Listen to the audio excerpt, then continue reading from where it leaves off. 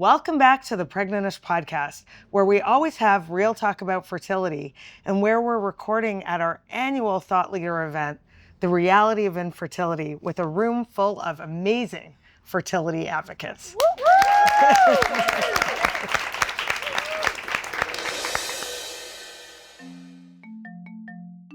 Today, I'm here with good friends of Pregnantish, who you may recognize from television. Miss USA 2014, Andrea Sanchez, who is currently a cast member on the second season of Bravo's The Valley. Miss USA 2006, Tara Connor, who was actually on a reality show too, called Pageant Place many years ago on MTV. And last but certainly not least, our friend Whitney Bischoff Angel, a winner of The Bachelor and the first fertility nurse in Bachelor Nation history. So each present and former reality star here knows about this journey of not getting pregnant easily or staying pregnant, and how looks can be deceiving. Look at this panel. I mean, looks can be deceiving. So I'm very grateful you guys are all here to help destigmatize and elevate this conversation at this advocacy event. I want to start with each of you before we go into personal stories. Can each of you, outside of your kind of infertility story, anything you want to share? I want to go down the line and have you introduce yourselves. Okay, starting with me. Yes, Whitney. All right. Hi, everybody. My name is Whitney Bischoff Angel, and I have been a fertility nurse for the last 16 years. It's what I know, it's what I love, it's what I'm passionate about, but I've also been a patient. I struggled with secondary infertility, struggled with losses, an ectopic pregnancy. I had frozen my eggs when I was 27, so in 2013, kind of like we say, before it was even sort of cool, I froze my eggs, and I knew I always wanted to be a mom. I didn't know what my journey was gonna look like to get there, but after coming off of reality TV, I think one of the great things about it is I was able to have the platform to talk about being proactive with our reproductive health. I also just left the clinical setting after 16 years to launch my own company called Conceive. And it's really helped bridging the gaps that we see in fertility healthcare outside of the clinical setting. We see patients through all aspects of reproductive healthcare, fertility, pregnancy, and postpartum. We'll talk about it a little bit later, but I'm very excited to be here. Thanks for having me. Thank you. And Tara, who are you? Hi, Tara Connor, former Miss USA, and I am also a substance use disorder mental health advocate. I've been in recovery for 18 years from substance abuse disorder, and I'm also a mental patient, but in recovery. I have always been very outspoken about my life in general. I got sober while I was Miss USA, and it was a massive scandal. Thank you, Donald Trump. And so I never really had the opportunity to have anonymity in my life, starting at 20 years old. And so once I started going through infertility struggles, naturally I posted about it, and I'm very vocal about everything that I went through. I post so many pictures with my legs up in the air. And yeah, I found this community through Pregnantish, and it's helped me connect with former Miss USAs who have also struggled, as well as so many of you amazing women that are here. And I'm just really grateful that you think of me to come here to do this, and I love everything that you do, Andrea. I really appreciate you. Thank you. Yeah. Well, likewise. I just learned today that Nia and Tara knew each other from the Miss USA world, but not until this room was really the deeper friendship sparked. Yeah. So how beautiful. Yeah. Nia, who are you? I'd love you to introduce yourself. My name is Andrea Sanchez and I am a 4th degree black belt. I teach women's self-defense workshops. I did that while I was Miss USA, so I was Miss USA 2014. And I also coach pageant contestants as well. And I've also just always shared my story and my life, the ups, the downs, the highs, the lows on social media, and felt very privileged to be able to do so. But when it came to fertility, it was something that I didn't want to share because I wasn't expecting to struggle to get pregnant. So once I finally did conceive, I felt more free and open to share because I knew how I was experiencing my friends that I loved announcing their pregnancies. So it was right with my announcement was also a, hey, if you need to mute me or unfollow for a bit, I totally get it, because I felt like I didn't want to, affect anybody else in a way that I was being affected for quite some time. And I started my journey trying to get pregnant in my late 20s and being told, you have unexplained infertility. And I'm very much like the eldest daughter, type A person, tell me what to do. And it just wasn't a tell me what to do situation. So yeah, that was our journey. And then now my husband and I are on a reality TV show, which is a wild ride. And there's been discussions about fertility. We'll see what makes it on air, but I think it's just an incredibly important subject for awareness to continue to be around, because we all know all about it, but not everybody does, and it's something that we need to continue to discuss. Absolutely. And I think, Nia, let's stay on you for this because you're pregnant again. Congratulations. And I think people see you and your big, beautiful family. This will be number 4. And would never look at this. Just shows you we don't know what infertility looks like, because people will see you with your big, beautiful family and think, oh, that person's so super fertile. But you found us and we found you when you weren't out and speaking about it. That was fun because she was like, do you want to share your story? I was like, I haven't told anybody anything. But I had started following accounts where I felt like I was heard and seen and I could connect to the people in the community, even though I wasn't ready to have open discussion about it yet. So we got reconnected once I was able to have those discussions. But I just felt so seen by everything that you shared. So I really appreciate the community. Thank you, Nia. I mean, I'm so glad you have shared. And what prompted you to share? Because I think listeners of the podcast, and I always say, you don't have to be on reality TV. You don't even have to be on Instagram sharing. It doesn't have to look like that. But for you, when was that moment where you decided, yeah, I want to share? And do you remember your first post? I do. It was more of a private thing at first, and I was surrounded with people in my life that were also experiencing infertility. My brother and sister-in-law had been trying for 2 years straight before I even started trying. So I had known their journey, and then when we weren't able to get pregnant, we were able to communicate and start kind of sharing within just like intimate settings. And so I just felt with those people around me, my friends and other family members, it was something that from the intimate settings, knowing how important the conversations were, to be able to expand that to the larger setting. And it was literally an announcement post, and then the very next post was, hey, this is what I've struggled with for quite some time. And so, everything I had said, if you need to mute me, that's okay, because I understand that it can be hard to see other people in different stages of their journeys. And that's so thoughtful. I think that, not that I'd wish this experience on anyone, but it does raise our level of awareness and compassion for these chapters. Tara, you said you've been an open book right away. That's who you are, and that's what we love about you. Do you remember the first time you went public with this infertility story? I feel like the first month that we started trying, because I just remember the stories and my hair was like in a bleach mohawk. And I thought, my husband and I had finally slipped one past the goalie for the first time.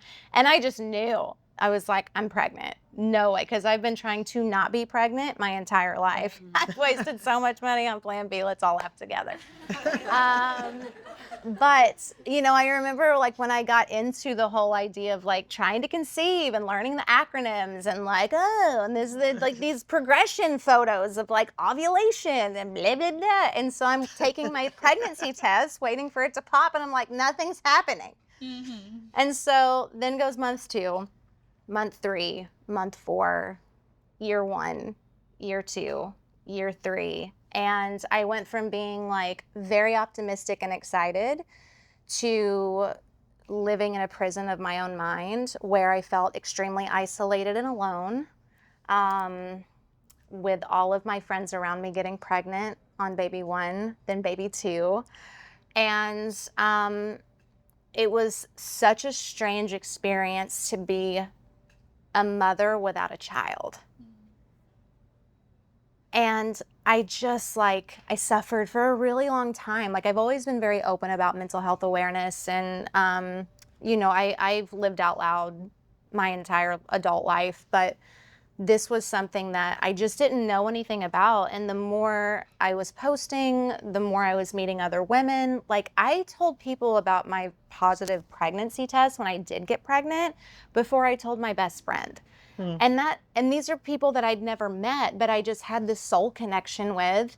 And it's like they say it all the time. It's like the worst club with the best members. And I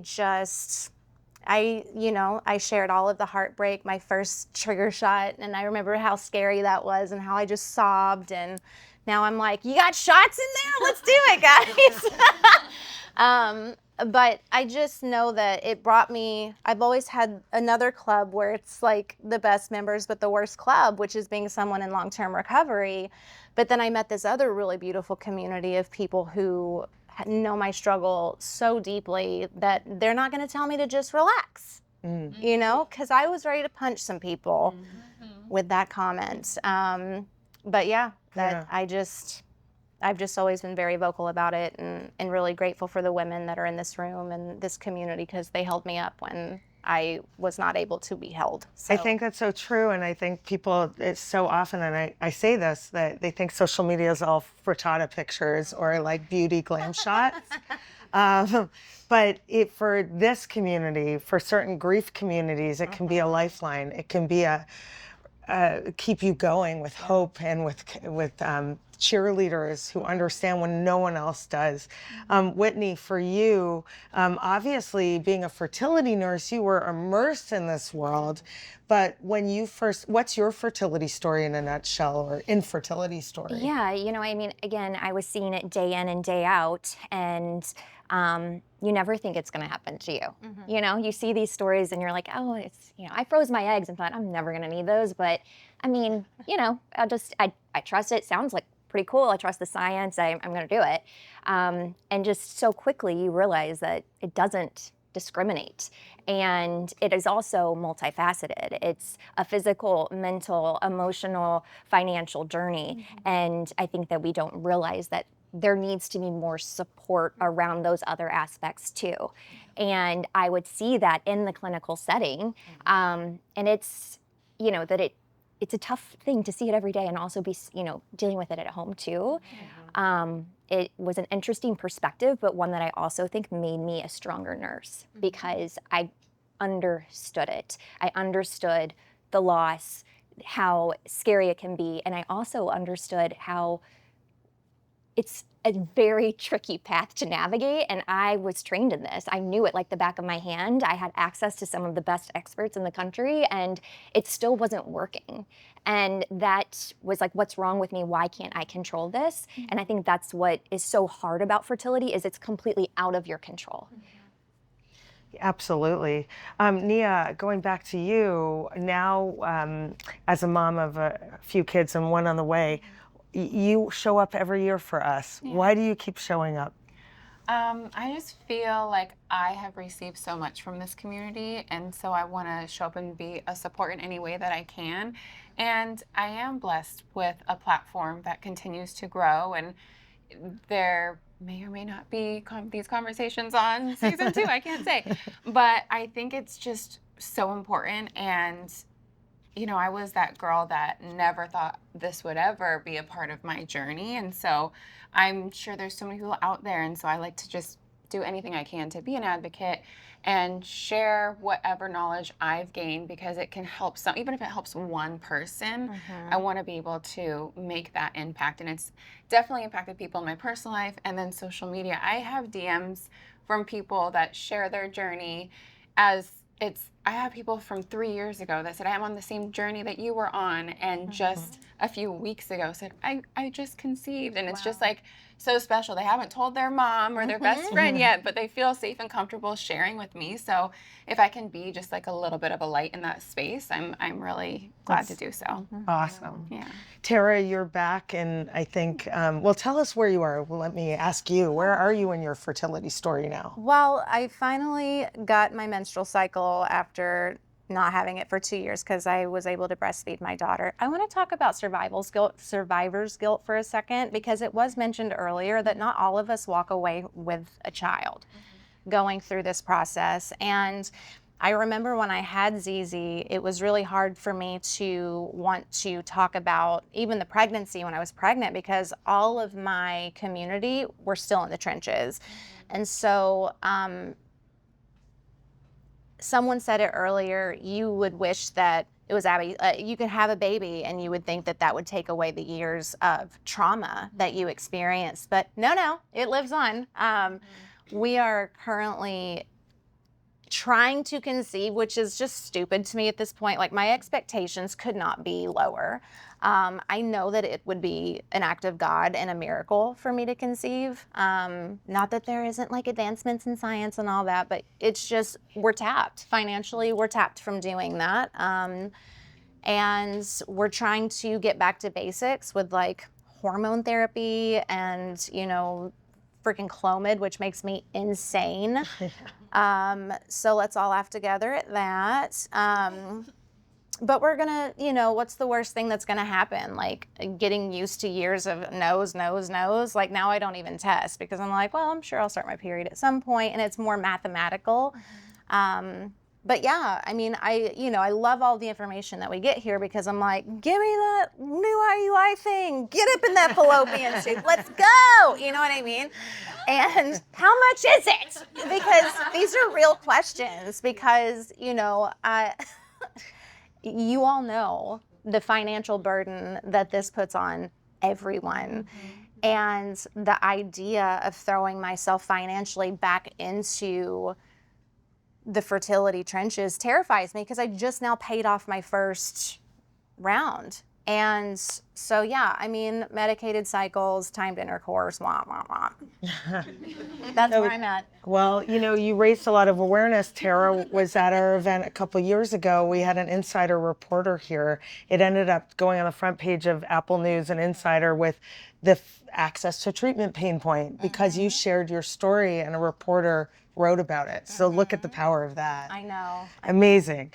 Whitney, going back to you, I know you've inspired so many people from Bachelor Nation to look at their fertility. Tell us about that. Yeah, you know, I think it's interesting. I say this all the time, but I went on reality TV to fall in love, which is laughable at this point. But what ultimately happened was the relationship with the women. And I feel like the most real thing that was happening in that mansion were the late night conversations. And the ones that weren't mic'd and for TV or for the most like dramatic season or whatnot. So the conversations were all, you know, we all came from different walks of life. We all had different like goals and aspirations, but one thing that we hear a lot of was people want to have a family. That's, you know, they want to, you know, be a mom someday, however that would look like. And so I just start talking because I can talk to really anybody, and I just start telling them about, you know, your fertility lifespan and your egg quantity and quality and how important it is to be proactive and this about egg freezing. And the amount of gals that were like, wait, I'm born with all of the eggs I'm gonna have in my lifetime, not realizing that. And I just was like, girl, call me after the show.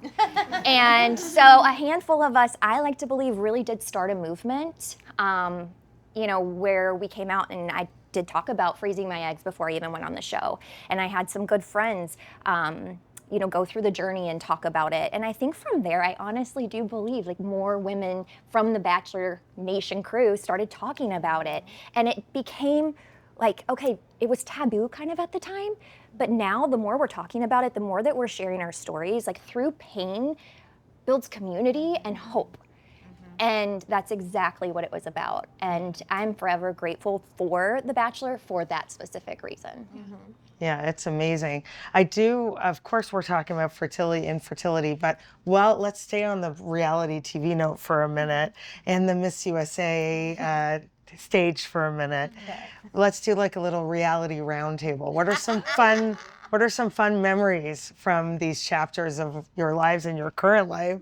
Let's go down. Let's start with you, Nia. What Oh comes my to mind? goodness.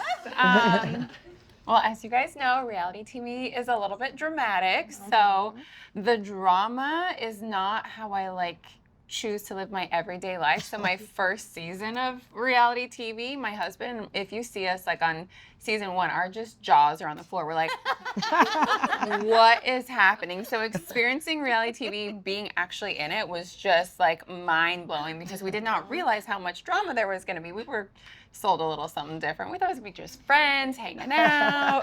No. So it's definitely been a learning curve to kind of experience the reality TV world, but I do feel grateful for the platform and to be able to share our story, whatever it might be and whatever stage we're in. In season 1, I experienced postpartum depression, which I had never experienced with my first postpartum season. And so it came completely out of nowhere. And you can't hide it because the cameras are in your face and you're just experiencing life with the cameras there. And so it felt very raw and very vulnerable. But I was, again, grateful for the platform and able to connect with a lot of women in that way. And then the Miss USA world was also just a whole different experience. Both of us had Donald Trump as our boss at the time, and the different seasons that we were Miss USA. And so that was an experience in itself, but just I had so many wonderful memories from Miss USA. I had a really great year being in the Macy's Thanksgiving Day Parade, lobbying on Capitol Hill for breast and ovarian cancer awareness and fundraising, and just it's been an incredible opportunity to just make a positive impact. So yeah, so many good and crazy memories over the years. No doubt. Tara, what comes up for you well, Pageant Place on MTV. I don't even, what was that? Bro. So, so while I was Miss USA, I got sober. It was a national scandal. I was like the top searched person in December of 2006 until Anna Nicole Smith died and stole my thunder. I'm joking. That was a dark joke. Sorry. But like I said, I got sober in front of the world. And when I got out of treatment, I'm still Miss USA because Donald Trump gave me a second chance, which I convinced him to do, by the way. That was my idea, not his. Anyway, I digress. So, what was great about being Miss USA was it gave me access to an entire new life, an entire new culture. I'm a country bumpkin from Russell Springs, Kentucky. There were 2,300 people there, 2 stoplights, and they didn't even sell alcohol. It was a dry county. But when I moved to New York after winning Miss USA, I'd never had a Starbucks or sushi. I didn't know what a cross street was. I didn't know how to hail a cab, but I was a chameleon. Like I grew up with a lot of trauma. So I never expected that I would win Miss USA, and I grew up with a lot of trauma, and I'm a sexual abuse survivor. I'm an incest survivor. Mental health issues run in my family. I mean, I've seen it. If it's been there, I've seen it, and I've done it. And so my addiction started when I was 14 years old. I think there was a misconception that I won Miss USA and lost my shit, but that was not the case. I had been self-medicating since 14 because that kept me alive, in a really difficult situation. But winning Miss USA, I just turned into a chameleon, and I learned how to be what you needed me to be to keep you at arm's length. I just didn't want people to really see who I was because I figured, like, if you really knew me, you would run from me. Like, because I'm damaged goods, I'm broken, right? So that's kind of the inner dialogue that I had growing up. And then, my life was just exploded, and my worst nightmare came true, which was everyone knowing my deepest, darkest secrets. And there was a freedom that came with that. Like, despite the trauma, like these days, if that shit happened, like they would have a lawsuit on their hands because that was insane. But I feel like my experience helped other Miss USAs navigate their mental health issues in a more private, delicate manner. So I'm happy to be the trailblazer for them to have an easier experience.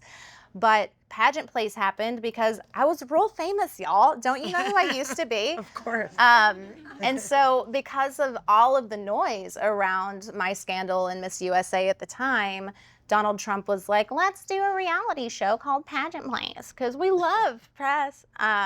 So that's how that happened. So I had to like do a show with Miss Teen USA, who was the one that turned me in initially for doing blow. Oh my God. And they made a reality show around it, and it was so dumb. But that wasn't the only show that I did. Like What else I did you hosted do? a show called The Girls of Hedzer Hall, where we flew these hot mess girls over to London to like, there was a BBC show called Lad It to Ladies, so it was a remake of that. So I'm all like, let me show you how to have proper etiquette. Like, oh, I'm smoking cigarettes in the back.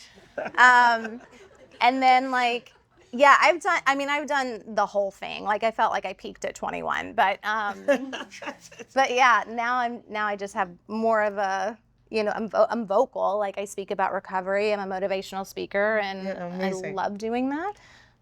But yeah, fertility issues just happen to be a part of that story. And I know that the anonymity aspect of substance use disorders and mental health have killed a lot of people because there's so much stigma around getting access to help, you know? And I have panic disorder, depression, most recently postpartum OCD with intrusive thoughts. Terrifying, but I'm a big advocate for taking medications if you need them. I'm not gonna be a good mommy unless my brain is leveled out. And so I try to take as much shame away from people just navigating this hard journey of the human condition, and kind of be a voice for people who are a little afraid to say, like, I'm struggling and I don't know what to do. And that line, I'm struggling and I don't know what to do, applies for so much of life and the human experience. So infertility and pregnancy loss, which we focus on a lot, is that line just runs right through that. Absolutely. Whitney, you experienced an ectopic pregnancy. And I know I've interviewed you before. You really felt you had to advocate for yourself. Can you share that story? Yes, it was quite terrifying. I mean, you know, we see ectopic pregnancies in the clinical setting often because, you know, unfortunately, there's a higher rate of ectopic pregnancies with IVF. In this case, it was a natural pregnancy, so in my mind, it just wasn't even on my radar. And I got my period. And so I was like, okay, well, I'm assuming like, okay, I'm just not pregnant, right? But I was going to prep for a second embryo transfer. So I had one embryo transfer that failed. I was prepping to go to another one. And I went in for my baseline labs, and my HCG was positive. And I just knew, I was like, I had such a heavy period. There is no way that this is a good pregnancy. But maybe it was like a biochemical, but in my mind, I was like, there's no way. Because a biochemical, it just would be, my HCG was like 60. So they were, you know, like, okay, we'll come back in a couple of days. And it was going up, but it was going up kind of funky. But my progesterone level was, you know, high enough to where it made me feel like maybe it's not an ectopic pregnancy. But here's the thing. I knew to ask that question, you know, and no one else would know to say, something's not right here. I have a bad feeling about this. And so I ended up asking my doctor, like, can you please do an ultrasound? Like, this is not right. And lo and behold, there it was right in my right fallopian tube. And I gotta tell you, like, that is a hard thing to grasp. Like, here is this beautiful gestational sac in my tube, like the wrong place. And so I had a couple options of what I was gonna do, and ended up getting the methotrexate, but I keep thinking, like, if I wouldn't have advocated for myself. But then it got worse. The methotrexate did not work the first time, which sometimes it can take having to do it more than once, but I started having extreme pain and heavy bleeding, and said, I need to go back for another ultrasound. Even though like after the first methotrexate, my HCG had gone down by like a certain percentage point, and we thought we were in the clear, I begged again for another ultrasound, and there was just blood in my cavity. Wow. So dangerous. So dangerous, but I just keep thinking about this. I knew to ask. I knew to say, I know my progesterone's high, but this still isn't right.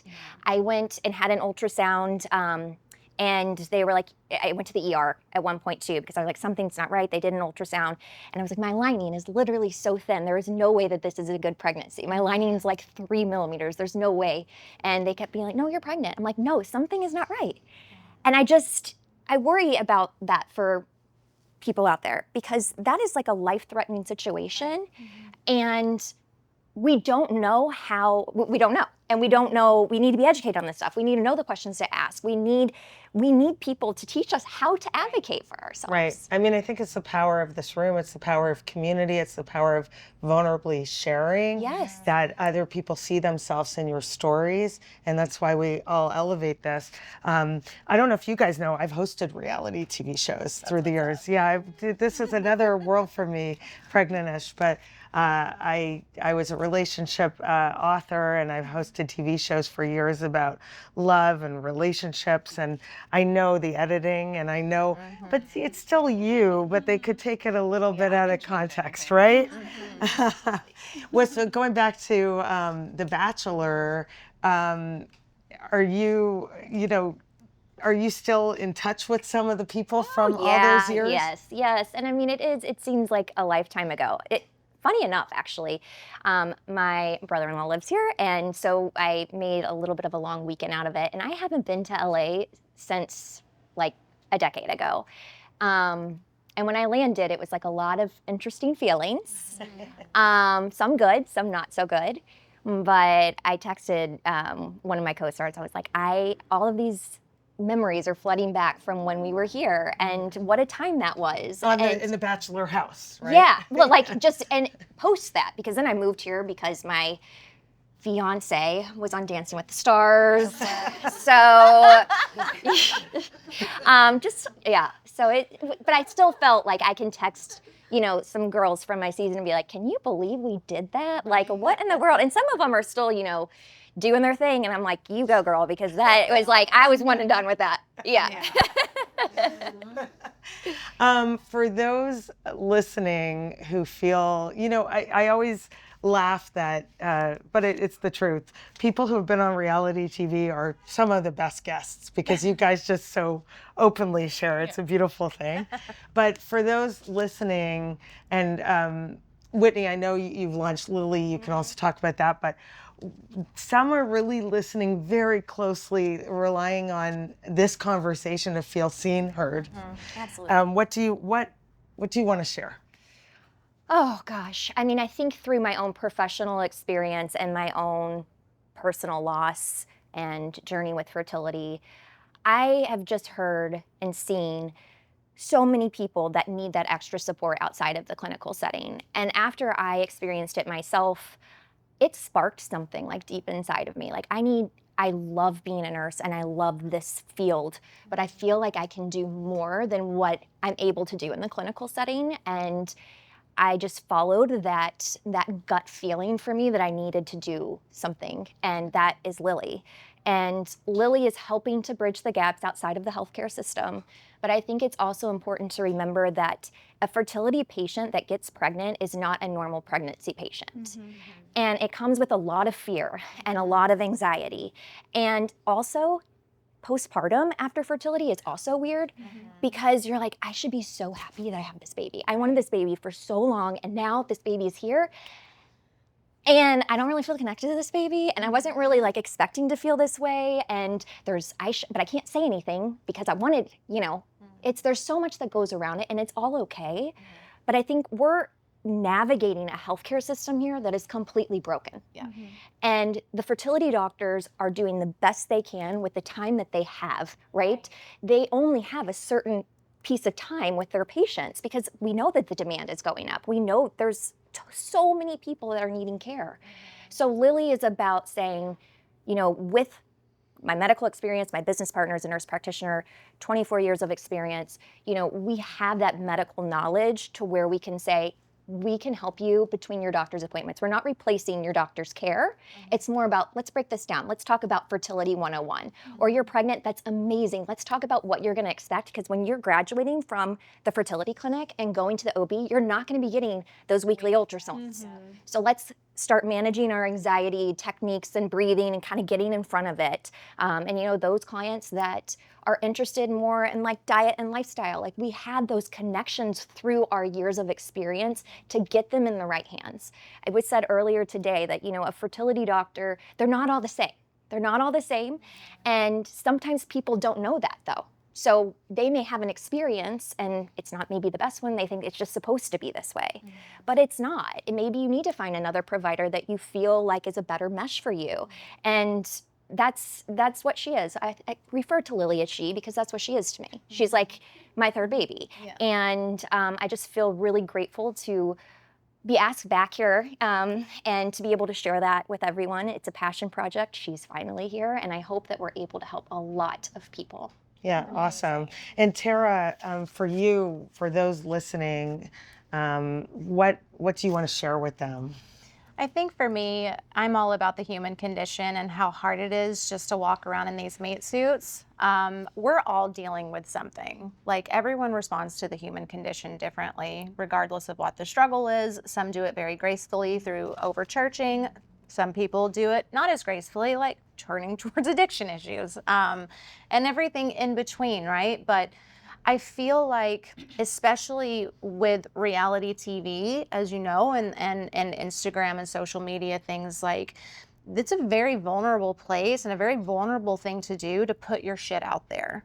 And so I think that where I'm more comfortable sharing about the struggles that I've experienced and continue to, I celebrate the wins and the losses. I'm 100% authentically myself. There are so many people out there that they can't even speak it. I don't know if I can have a baby. Like it literally gets stuck in their throat. And just knowing that you're not alone and that there's nothing wrong with you. Like there's nothing wrong with you. Like we're all just different. We're all built different. We all have different genetics. Like, you know, I have diminished ovarian reserve. I have endometriosis. I'm a mess, but there's hope. There's hope, and there's new technologies that are coming out. Again, you're not going to be promised a child. I will probably never have another baby, and I'm okay with that. It doesn't stop it from sucking and hurting. But, you know, being honest about the postpartum experience, because a lot of women don't want to say, I haven't connected with this alien yet. Like after Zizi was born, I was like, what did I do? And then after a week later, I was like, okay, I'll keep you. But like, it's wild, the things that we have to go through just based off of our hormonal nature and being women. Yeah. So being a safe space for other people and an open ear and a non-judgmental space. Like I feel like that's what we all need, is that non-judgmental space where you can come and share your experience fully without feeling like you've got a scarlet letter. Mm-hmm. We're not broken. We're some of the strongest people that I know. So I'm just really grateful to be an ear or an advocate or anything that I can be. And I really appreciate everyone's support from this community, because it's literally saved my life. I love it. I agree. Nia, what's the message? People are going to start watching you on the Valley season 2 and think they know you. Yes. But what's the message you have for the listeners? I feel like the most important overall message is something that I needed to hear in the middle of my journey, is just that you are not alone, because I felt so alone and so isolated, and I didn't feel comfortable talking to anyone besides my sister-in-law about what I was experiencing. And it just felt, it was this scary world. And all I could do was listen to Dr. Amy's podcast and listen to your podcast and follow Instagram accounts. But I felt so isolated. So the one thing I would want to say is you are not alone, no matter where you're at in your journey. It could be the beginning. It could be secondary infertility. There's so many different aspects of this community that affect us in different ways, but you're just not alone. Right. Well, we launched Pregnantish with that on the bottom of it almost a decade ago, and you guys embody that in such a beautiful way. Thank you for being on the Pregnantish podcast. Thank you. And elevating the conversation and the reality of infertility. Thank you.